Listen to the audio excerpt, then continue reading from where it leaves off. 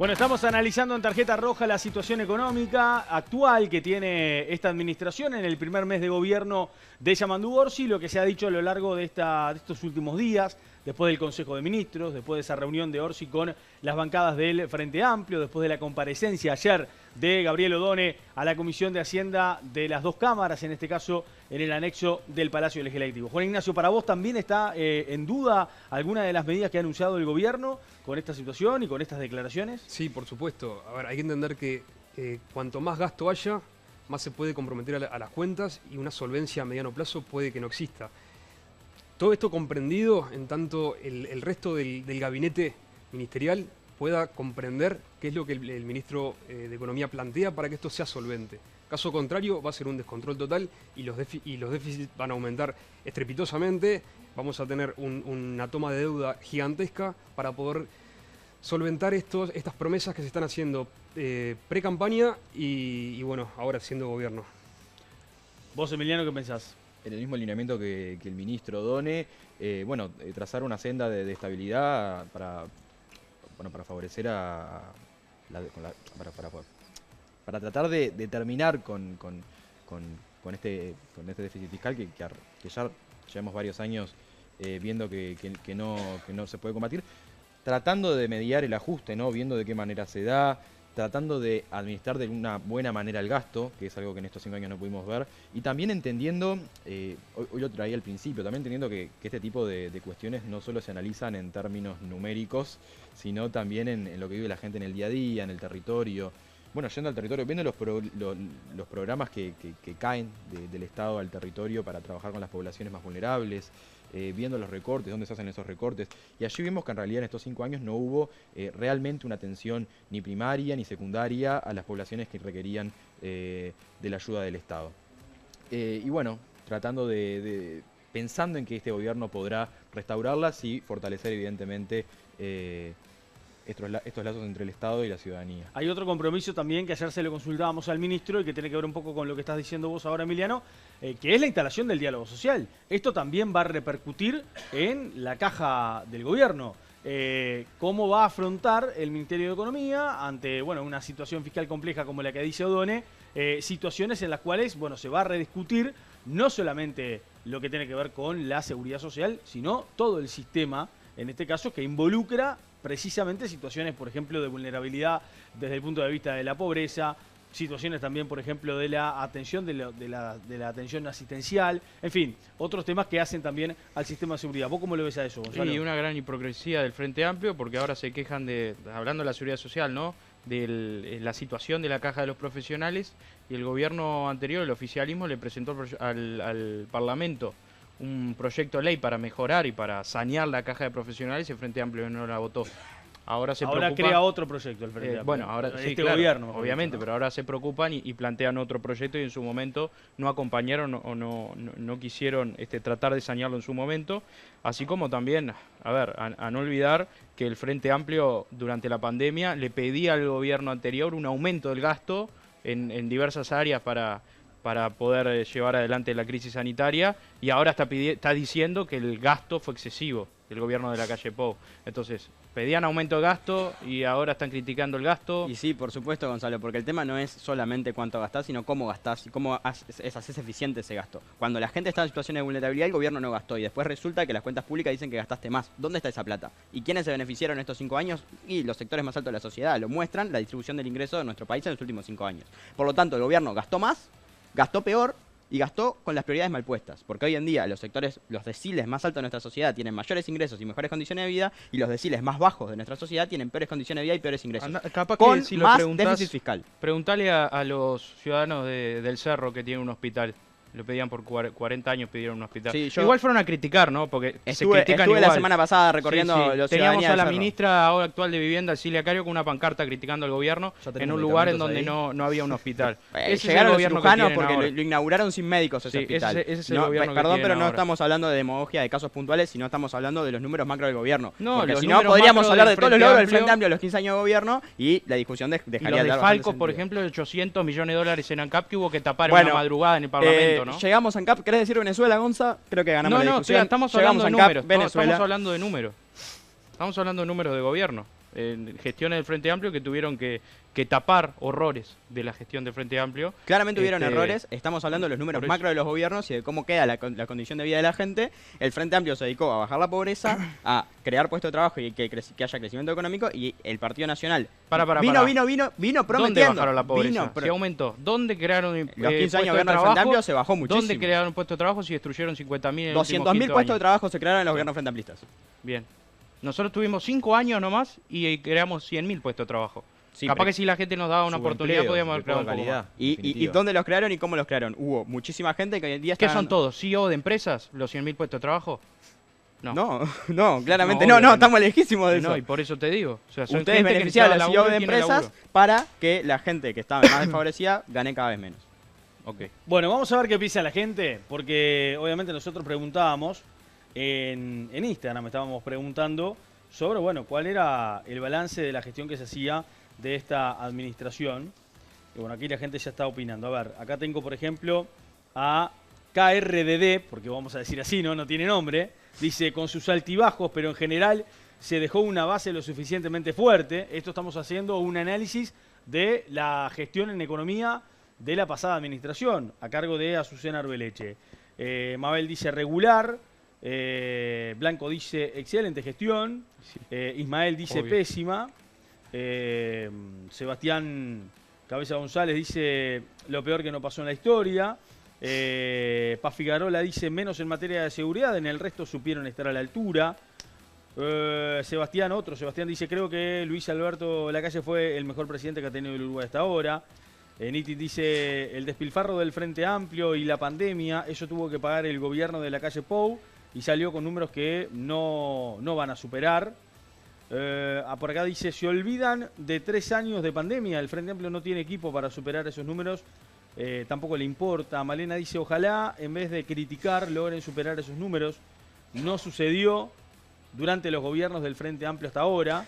Juan dice, lo voté y esperaba más. De lo poco que rescato es la gestión de la ministra de Economía, en el resto no mucho. En términos generales es buena, dice José, que le pone un 7 en un calificativo de 10. Algunos de los mensajes que tenemos. Hay más acá. Me dice, María Elena dice, para mí la gestión ha sido excelente.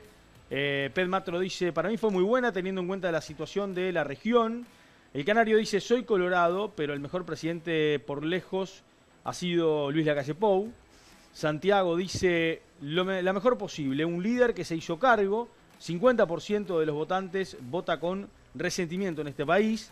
Caracho dice, la verdad que el gobierno anterior destrozó el país, qué tristeza, dice. Mauro Lorenzo dice, bueno, a ver, para mí la gestión fue buena. Odone afirma que no hay ninguna bomba, mientras los demás quieren instalar que todo es un desastre. Fran Acosta dice, gestión. Para mí no fue una gestión lo que hizo Lacalle Pou. Mabel, hay una falta total de transparencia. Por acá Lucho dice, para mí la gestión fue excelente. ¿Y qué más tengo? Te das cuenta que nunca estuvimos en situación de emergencia, dice Charlie. Todo eso fue un relato. Bueno, eso es entonces parte de lo que están diciendo los comentarios, varios comentarios. Sé que tuvimos, siguen habiendo mucho más, pero tenemos que ir también a esta encuesta. A ver, en Twitter, en X, y dale con Twitter. En base a las declaraciones de las autoridades del actual gobierno sobre situación económica, ¿cómo evaluás la gestión de Lacalle Pou? Muy buena, 45,5. Ahora les voy a decir una encuesta que estuve repasando hace un ratito. Buena 9%, 9,1. Regular 9,1. Y mala 36,4. Gana el muy buena, sobre el mala una diferencia de 9 puntos. Y ven ahí que dice 45%, ¿no? Hay una encuesta sobre gestión en general, gestión de gobierno, de Cifra, que dice que en materia económica los números más o menos son bastante similares. Acá, por ejemplo, está, mirá, el 43% aprueba la gestión del gobierno en seguridad y también la misma proporción aprueba la gestión en el área de educación. El 45% evalúa como positivo el manejo de la economía. Las opiniones negativas son bastante similares, 49, 47 y 48. Pero 45, ¿no? Digo porque es un número similar a este. Es un espejo de la realidad muy bueno. Lo que pasó en X, sí, esta claro, encuesta de en X. tarjeta roja. Bueno, después los comentarios de la gente están bastante parejos, ¿no? Sí. Para un lado y para el otro. Me querías decir algo vos, Marcos, ¿no? Sí, quería agregar un comentario de la irresponsabilidad de este gobierno. Pusieron una regla fiscal y la incumplieron. Es un detalle que se nos pasó en el debate y me parece que de todas las promesas que hicieron, hasta las que hicieron en el propio gobierno las incumplieron. Llegaron acá, en la LUC fue, si no me equivoco, Gonzalo, corregime, que pusieron una regla fiscal y llegan al final del periodo incumpliéndola. Se cumplieron todos los años, menos el último año, el tercer pilar, que fue el del endeudamiento. Solo ese, pero después durante los 5 años se cumplió pusieron una regla fiscal para incumplirla el último año, que es el más importante. Bueno, bien. ¿Algo más para agregar, Emiliano? Juan Ignacio. Cerramos por acá el tema de la situación económica. Vamos a meternos en otra polémica que tiene que ver con la definición de un fiscal de corte. Esto no pasó durante toda la administración pasada, hubo diferencias con Cabildo Abierto dentro de la coalición republicana. El Frente Amplio obviamente pretendía por lo menos otros nombres distintos a lo que era en su momento el oficialismo, y para este gobierno se vuelve a instalar qué va a pasar, qué hay que hacer, por qué hay esta falta de acuerdos. Bueno, hay muchas críticas a la Fiscalía. Ya todos saben y conocen lo que pasó últimamente con el caso de Sossi, pero hay otros casos anteriores, cuestionamientos del lado del Partido Nacional, por ejemplo, diciendo que no se actúa de la misma manera o con la misma rapidez en un caso que involucra a un legislador nacionalista que a un legislador frente amplista. Y ponen el ejemplo de lo que pasó, por ejemplo, con Sossi, con lo de Charles Carrera. Eso pasó en algunas declaraciones públicas de algunos dirigentes nacionalistas en el último tiempo. Pero también, por ejemplo, se cuestionan las filtraciones. ¿Quién tiene la responsabilidad en las filtraciones? ¿Hay que tener ahí también en cuenta a los abogados o hay que hablar de la Fiscalía? Bueno, en fin, todo eso ha estado en discusión, en la polémica, en el debate, y la realidad acá es que todo nace de la cabeza. Se ha criticado a Jorge Díaz por parte del Partido Nacional y del Partido Colorado, también de Cabildo Abierto, también del Partido Independiente. Hoy Jorge Díaz es prosecretario de Presidencia de la República. Se cuestionó la función de Juan Gómez, fundamentalmente por lo de las filtraciones durante su periodo. Ahora está Mónica Ferrero. Ahora es el Frente Amplio el que cuestiona a Mónica Ferrero. En fin, no hay acuerdo sobre quién va a ser el fiscal de corte y ese es un tema para debatir.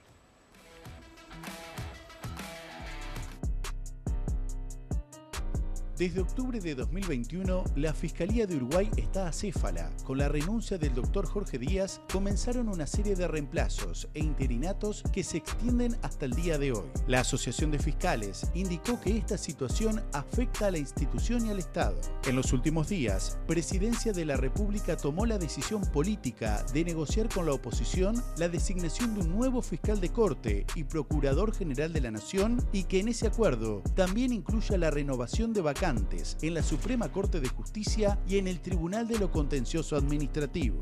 No, lo dije en la campaña electoral, lo sigo sosteniendo. La necesidad del diálogo, y para eso sé que soy mano. La realidad actual nos muestra lo imperioso que es sentarse en una mesa y darnos el tiempo que tengamos que darnos, pero empezar a conversar y poner alternativas sobre la mesa. Para todos los casos, se requiere venia con mayoría parlamentaria especial. Hoy, en Tarjeta Roja, el panel de jóvenes políticos debate: ¿por qué es tan difícil designar un nuevo fiscal de corte en nuestro país? ¿Por qué es tan difícil, Juan Ignacio? Bueno, lo cierto es que si este debate existiera previo a la reforma del Código de Proceso Penal, creo que con bastante facilidad se podría acordar el nombre de un fiscal de corte. Lo que sucede con la reforma del Código es que la figura del fiscal empieza a tener más preponderancia y más protagonismo dentro de lo que es el ojo público, y es allí cuando, bueno, los partidos políticos piensan dos veces si dar su voto o no a una persona que quizás no le termina de conformar su grado de confianza. Entonces, en ese sentido es que se encuentran estas rispideces. Hoy en día, nosotros entendemos que con la fiscal Mónica Ferrero no existe ningún tipo de necesidad porque ella está haciendo su trabajo. No hay un problema de conducción, no estamos en un panorama desolador. Y bueno, estamos en la búsqueda de que exista ese acuerdo, por supuesto. Si viene, buenísimo, pero si no, el panorama no es malo. Lo cierto es que, en caso de que tampoco se pueda llegar a un acuerdo, porque, bueno, hemos evaluado periodos anteriores en donde ya hace 4 años que no tenemos un fiscal titular, lo cierto Exacto. es que no se pudo llegar a un acuerdo con el Frente Amplio, todas las propuestas fueron denegadas, entonces, bueno, quizás en ese panorama lo ideal sería reformar el sistema en el que se dirige la Fiscalía, especificándonos en lo que es la responsabilidad administrativa y, bueno, ¿por qué no un colegiado en Fiscalía?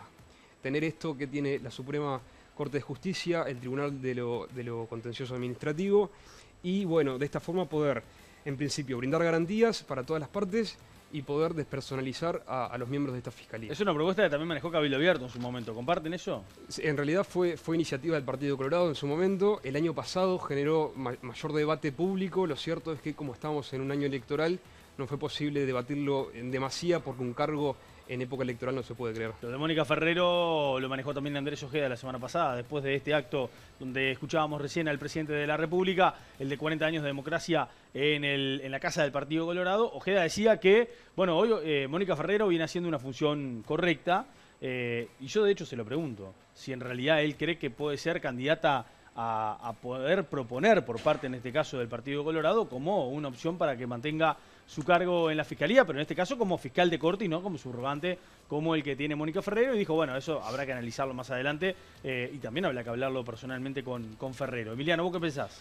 Bueno, a mi parecer hay como muchos iluminados que critican a la Fiscalía en su rol de hoy, pero para mí el código del proceso penal, sí, del año 2017, la reforma del 2017, establece una fiscalía que, como decía el compañero, está más presente y que toma un rol relevante, pero que era la idea, y que en el balance hecho hace unos pocos meses, bueno, se hablaba de los logros de la fiscalía.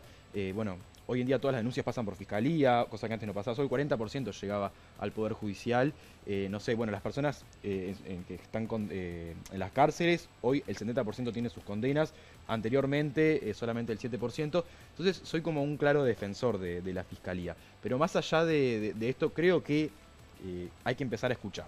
La Asociación de Magistrados Fiscales pide que se termine el provisoriato por una cuestión también funcional, porque en realidad evidentemente los tiempos, ya llevamos varios años en esta situación, y hay que terminarla. Entonces la manera es generando consensos. El diálogo del que habla Yamandú me parece exacto, porque evidentemente, bueno, con esta venia que se tiene que generar en la Cámara de Senadores, tenemos que tener un nuevo fiscal de corte, y tiene que ser, bueno, el que a todos les parezca, más allá de lo experimentado, acorde a las necesidades de ese lugar. Gonzalo. Si nos podemos hablar del nuevo Código de Proceso Penal, podemos tener un programa entero y más, porque si hablamos de que aumentaron las sentencias es porque hubo el recurso del proceso abreviado, que le quita garantías a los denunciados y hace que un chantaje de la Fiscalía y de la Policía de que asuman los delitos o para poder disminuir la pena, pero eso es otro tema que no vamos a tocar ahora. Pero la Fiscalía General de la Nación, desde ese Código de Proceso Penal, tomó relevancia en cuanto al sistema acusatorio, que es la Fiscalía la que acusa ante la justicia. Por lo tanto, el rol del fiscal de corte es muy importante. Y del 2012 que no cambia. O sea, que tenemos designado por el Parlamento, ¿no? Teníamos al fiscal Díaz, actual prosecretario de la Presidencia, y bueno, porque haya renunciado pasó Juan Gómez y Mónica Ferrero en el cargo. Creo yo, a mi entender, que el gobierno anterior, el de la calle Pou, debía haber designado un fiscal de corte, poder haber llegado a los consensos necesarios para cambiarlo. Creo que este gobierno tiene que hacerse cargo de eso y poder dialogar con todos los partidos para poner un fiscal de corte que trate de representar los intereses de la nación y no de intereses particulares. Como se decía en el TV, igual se requiere una mayoría especial, ¿no? Exacto. O sea, no hubiera llegado tampoco el gobierno pasado a ese posible acuerdo, porque el Frente Amplio no compartía lo que proponía el oficialismo en ese momento. No, obviamente los nombres que desfilaron por parte del oficialismo pasado no eran de contento para el Frente Amplio. Esperemos que ahora se busquen otros nombres que generen ese consenso, porque no puede ser que una fiscalía que es designada por el propio Parlamento tenga 13 años sin recambio, ¿no? ¿Colegiado te parece a vos o no? No estoy a favor del colegiado. Creo que eso es más burocracia que no necesita la fiscalía, al contrario, necesita directrices claras y transparentes y institucionales por parte de su jerarca. Marcos. Bien, yo creo que acá tenemos dos problemas muy importantes. El primero fue que el gobierno anterior no fue capaz de conseguir un fiscal de corte. El Frente Amplio gobernó durante 15 años y los 15 años en repetidas ocasiones logró los consensos políticos para que se vote el fiscal de corte. La Fiscalía es un órgano muy importante y hoy todavía más importante después de esta reforma del proceso penal, entonces es fundamental que haya el peso político necesario de que quien dirige esa institución tenga el respaldo del legislativo. Eso no se dio y para mí eso es un fracaso del gobierno anterior y entiendo que este gobierno está haciendo todo lo posible para llegar al consenso que probablemente el gobierno de Yamandu Orsi y el Poder Legislativo del Frente Amplio no pueda poner en fiscalía a su mejor amigo, a la persona que más le guste. Porque justamente estos roles que buscan ser institucionales y que buscan no tener un rol político partidario necesitan de ese consenso. Y eso es lo que no fue capaz de conseguir el gobierno anterior, proponer un nombre que logre acordar con el Frente Amplio. Ojalá los actores políticos estén a la altura. Yo creo que el gobierno va a tener mucho diálogo en esta instancia que no tuvo el gobierno de la calle Pou en diferentes instancias, lo discutíamos el programa pasado, oyó algunas cosas pero no dialogó y no escuchó.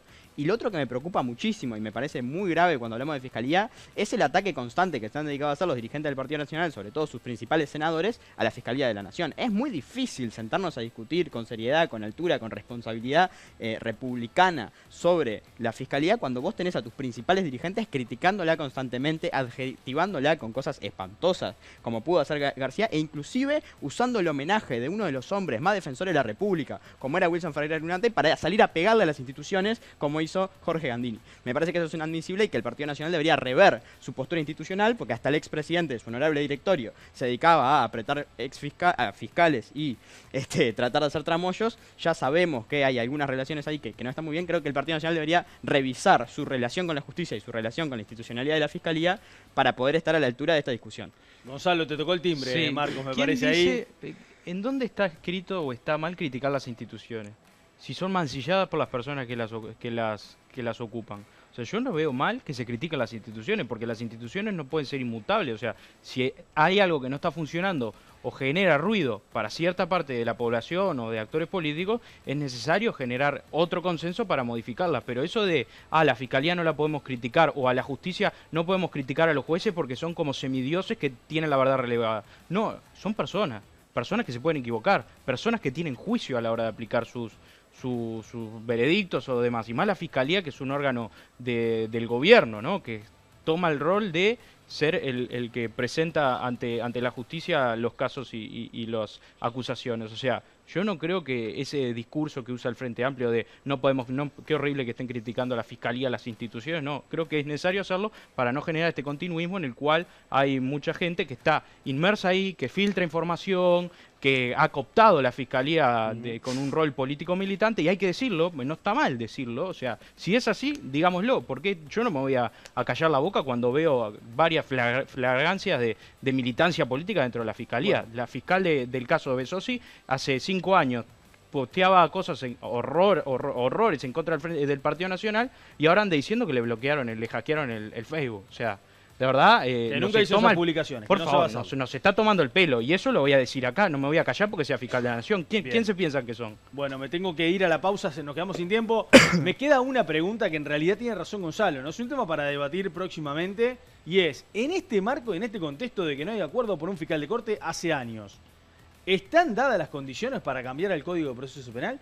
Porque planteó eso Ojeda, que hay que hacer una reestructura del Código de Proceso Penal histórico, el Código viejo desde 1931, que hay que modificarlo, dice Ojeda. Ahora, si en este contexto donde no hay acuerdo por un fiscal de corte se instala ese tema, parece como un poco lejana, ¿no?, la situación de poder discutir eso. Veremos cómo lo hacen, por lo menos las autoridades políticas, en el próximo tiempo. Me tengo que ir a la pausa porque nos tenemos que ir. Dale, ya venimos.